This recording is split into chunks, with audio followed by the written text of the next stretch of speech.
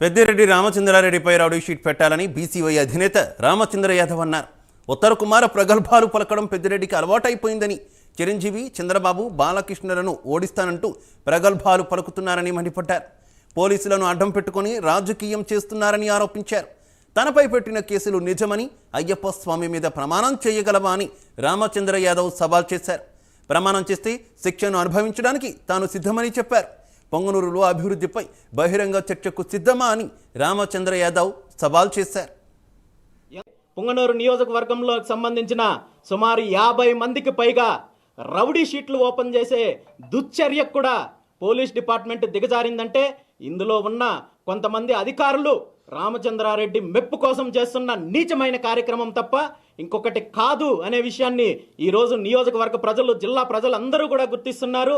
నిజంగా పొంగనూరు నియోజకవర్గంలో rowdy sheet అంటూ ఓపెన్ చేయాల్సి వస్తే అందులో మొట్టమొదటిసారిగా ఓపెన్ చేయాల్సింది ఎంతో ప్రశాంతమైన పొంగనూరు నియోజకవర్గాన్ని భ్రష్టు పట్టించి అరాచకాలు చేస్తూ, రౌడీజం చేస్తూ, భూ కబ్జాలు చేస్తూ, దోపిడీలు చేస్తూ ఒక భయానక వాతావరణాన్ని సృష్టించిన ఈ నియోజకవర్గానికి సంబంధించిన ఎమ్మెల్యే పెద్దిరెడ్డి రామచంద్రారెడ్డి గారి మీదే మొట్టమొదటిసారిగా రౌడీ షీట్ ఓపెన్ చేయాలని చెప్పి నేను ఈ సందర్భంగా పోలీస్ డిపార్ట్మెంట్ని డిమాండ్ చేస్తున్నాను.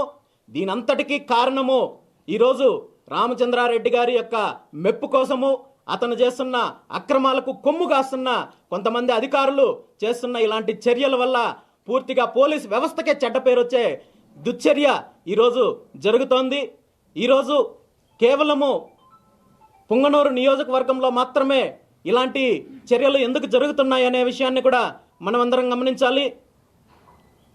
పెద్దిరెడ్డి రామచంద్రారెడ్డి గారికి గత 15 సంవత్సరాల నుండి పొంగనూరు నియోజకవర్గ ప్రజలు ఓట్లు వేసి గెలిపిస్తుంటే, గత 5 సంవత్సరాలకు ముందు 2019లో జగన్మోహన్ రెడ్డి గారు ప్రభుత్వం అధికారంలోకి వచ్చిన తర్వాత ఆ ప్రభుత్వంలో కీలకంగా ఉంటున్న పెద్దిరెడ్డి రామచంద్రారెడ్డి గారు, అతని కుటుంబ సభ్యులు నియోజకవర్గ అభివృద్ధి కోసం కానీ, ఇక్కడున్న సమస్యలు తీర్చడం కోసం కానీ ఏమాత్రం కృషి చెయ్యకపోగా పూర్తిగా నియోజకవర్గంలో ఒక రకమైన అరాచకాలను సృష్టించే కార్యక్రమం చేస్తున్నారు, రౌడీయిజం చేస్తున్నారు, భూ కబ్జాలు చేస్తున్నారు, ప్రాజెక్టుల పేరు చెప్పి వేల కోట్ల రూపాయలు దోపిడీ చేస్తున్నారు, అమాయకుల పైన కేసులు పెడుతున్నారు, రౌడీ షీట్లు తెరుస్తున్నారు, అన్ని రకాలుగా ప్రజలను వేధించే కార్యక్రమం చేస్తున్నారు, అన్ని రకాలుగా ఈ నియోజకవర్గంలో దోపిడీ చేసే కార్యక్రమం చేస్తున్నారు తప్ప మరొకటి కాదు అనే విషయాన్ని ఈరోజు గమనించాలి.